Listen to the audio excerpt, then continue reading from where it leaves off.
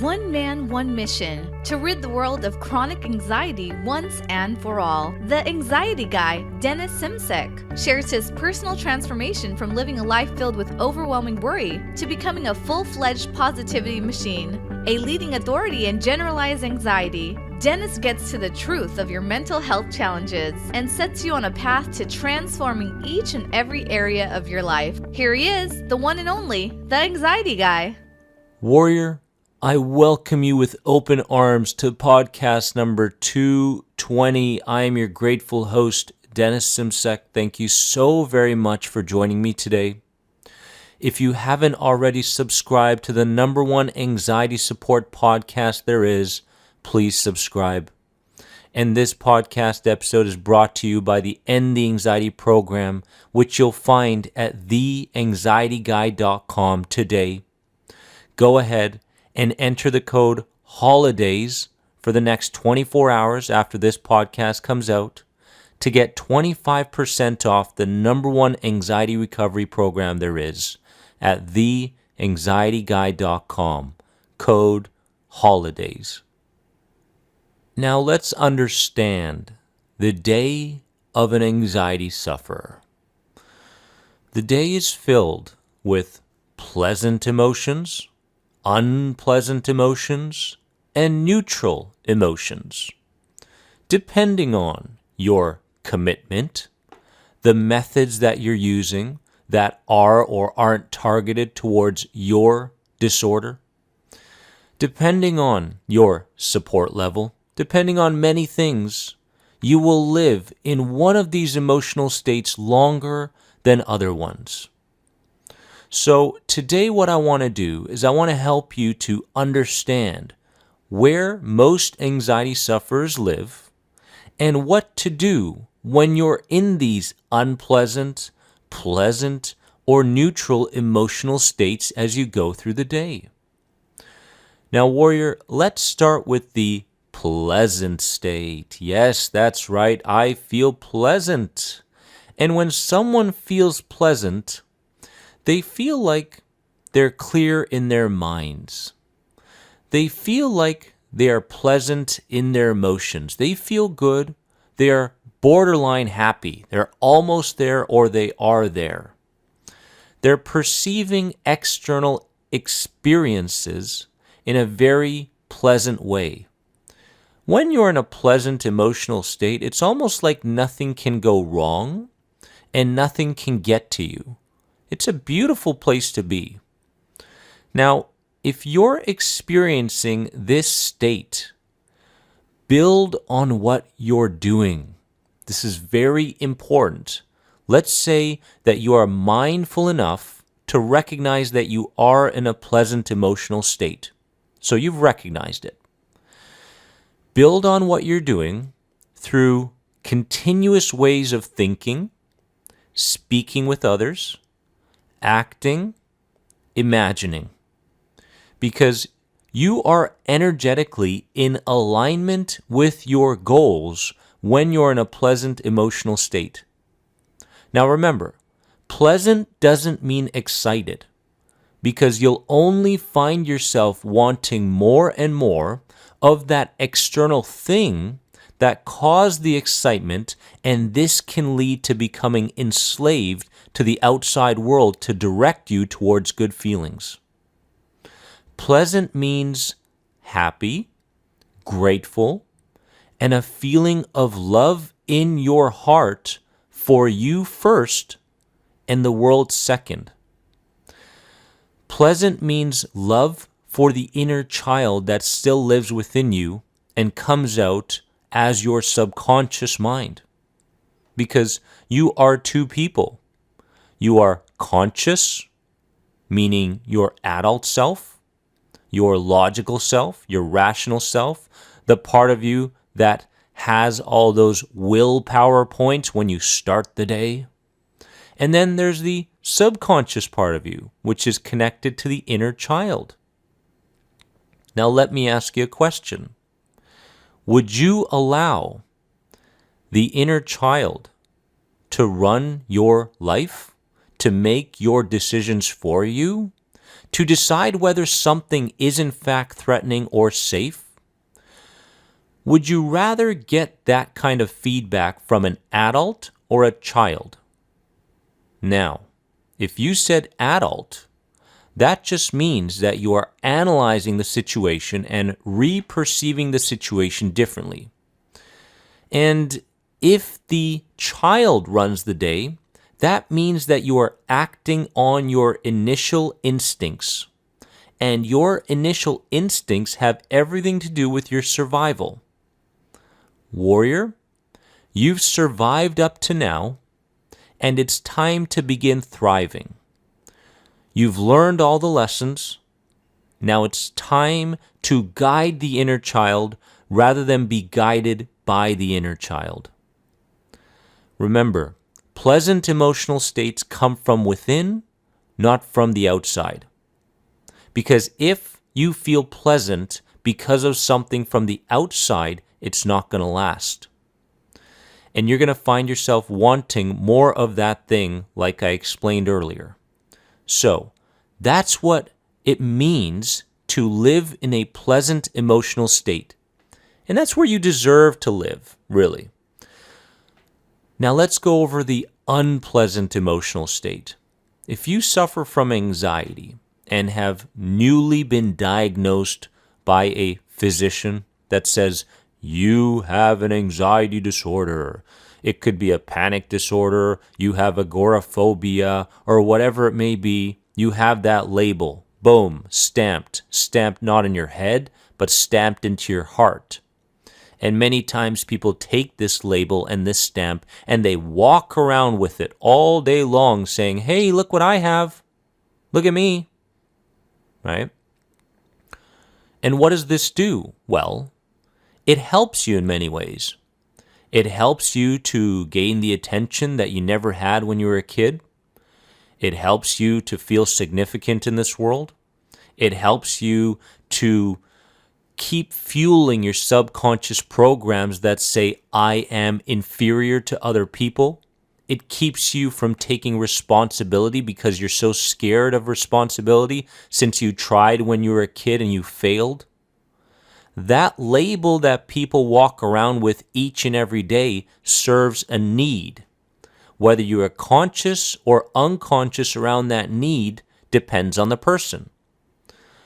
Whether you realize that that need can in fact be fulfilled in a positive way through doing the inner work, or you succumb to the label depends on you. It depends on you. You have to make a choice. Okay? And that's really the first step. You've got to make a choice.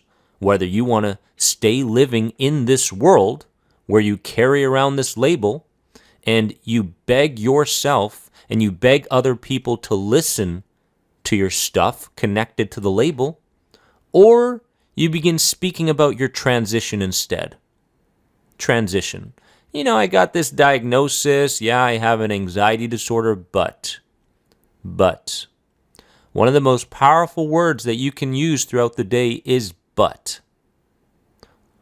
Now, if you're living in an unpleasant emotional state and you are mindful enough to recognize it in that moment, it's time to understand and replace.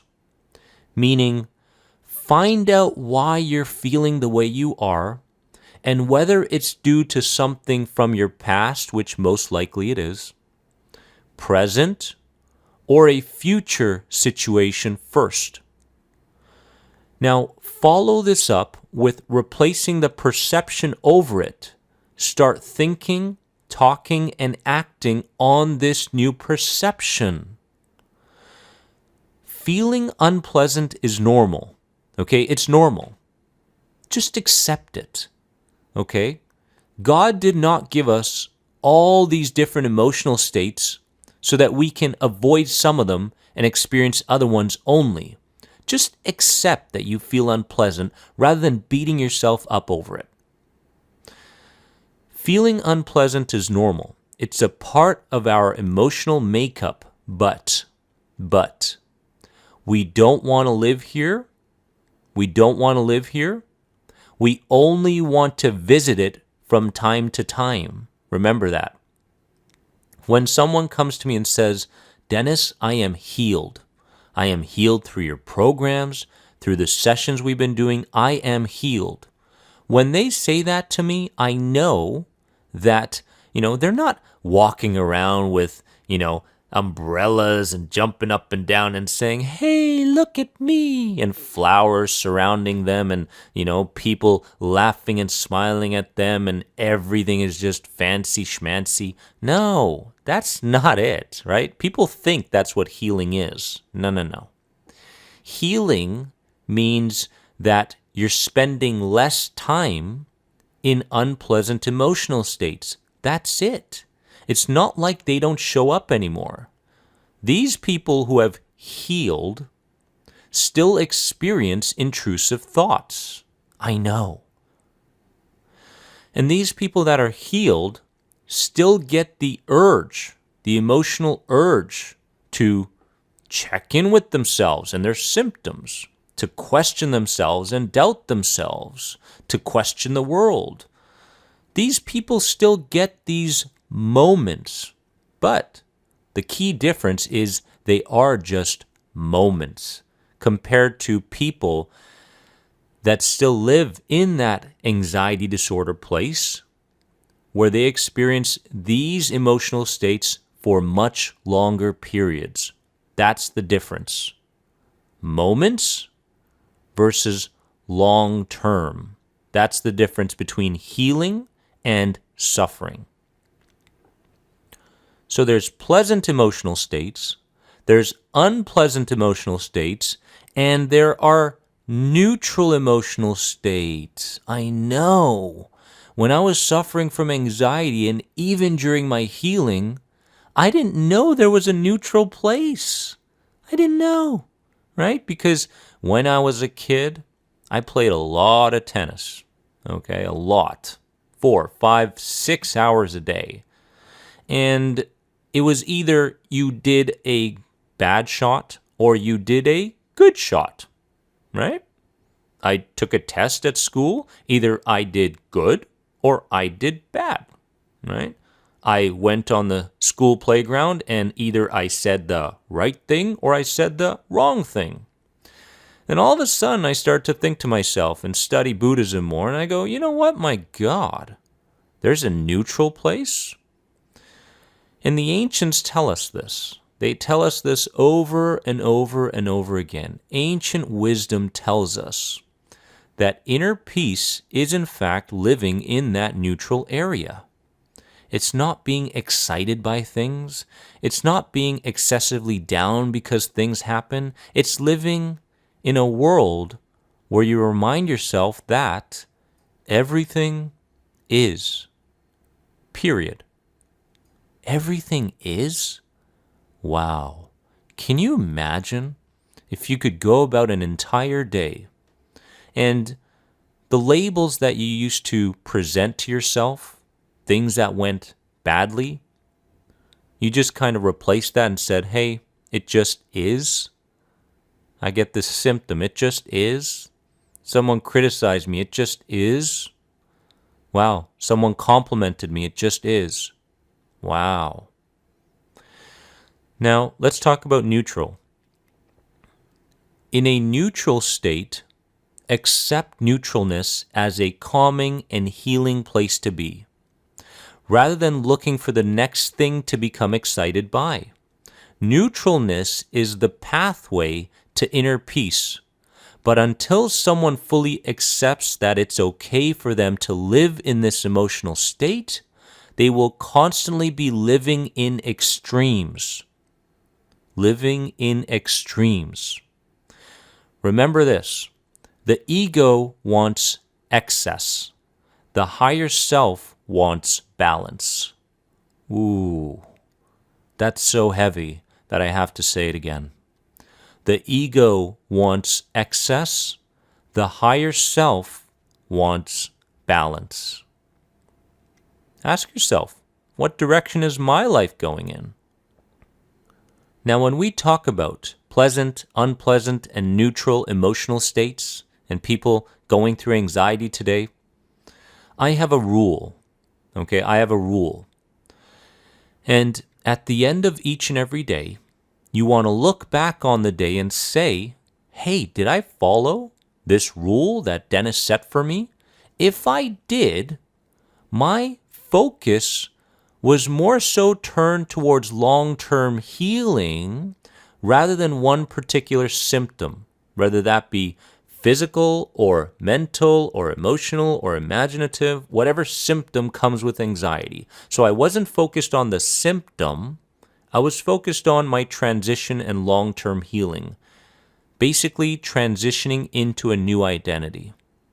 This rule is called the 80-20 rule. Throughout the day, when you've lived 80% of that day between neutral and pleasant, you've won the day. You've won the day. And if you've lived 20% of that day in unpleasant emotional places, again, you've won the day. 80-20. 80-20. That's the goal.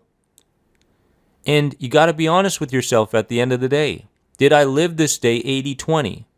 Or was it more so 50-50? Or was it 80-20 the other way? Because when I suffered from anxiety, it was 80% unpleasant, 20% there was no neutral, 20% pleasant, right? And every time I felt pleasant or, when I did feel neutral, I sabotaged it because it didn't fit with the programs that are installed in my subconscious back then. These are things we have to bring to our attention. So, take this podcast episode, run with it, and at the end of the day, ask yourself, did I follow the 80-20 rule?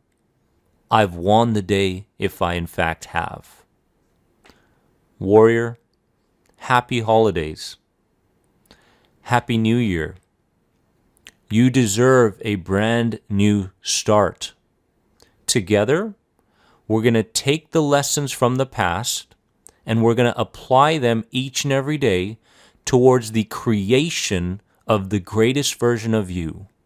This podcast isn't for managing symptoms or coping with anxiety. Heck, it's really not even about anxiety. It's about transformation. Because we have to stop looking at this emotional place that we're living in from such narrow lenses and broaden our perspectives. That's where we're going together. I'm proud of you for taking on this podcast episode. Are you ready to heal? Head over to theanxietyguy.com, learn more about the End the Anxiety program, and for the next 24 hours, apply the code HOLIDAYS to get 25% off.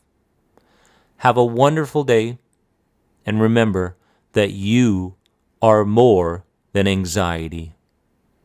Bye-bye.